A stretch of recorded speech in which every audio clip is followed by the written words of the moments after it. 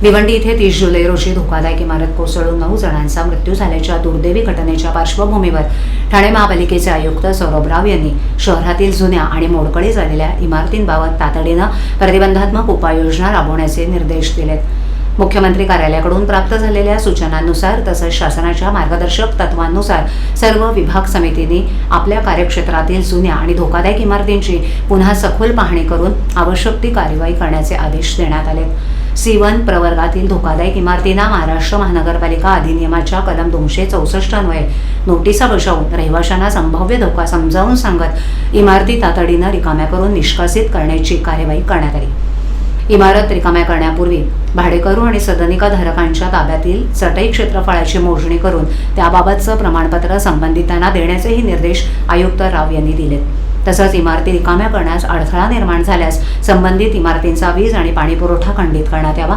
इमारत कोसळण्यापूर्वी दिसणाऱ्या धोक्याची माहिती नागरिकांना देण्यासाठी इमारतीवर इशारा फलक लावण्यात यावा। ज्या रहिवाशांकडे पर्यायी व्यवस्था उपलब्ध नसेल त्यांच्यासाठी पालिकेनं निश्चित केलेल्या स्थलांतर शिबिरांमध्ये तात्पुरती निवास व्यवस्था उपलब्ध करून देण्यात यावी। शिवाय प्रत्येक विभाग स्तरावर तांत्रिक अधिकाऱ्यांचे स्वतंत्र पथक स्थापन करून धोकादायक इमारतींची नियमित तपासणी आणि त्याचा आढावा घेण्याच्या सूचना आयुक्तांनी दिल्या।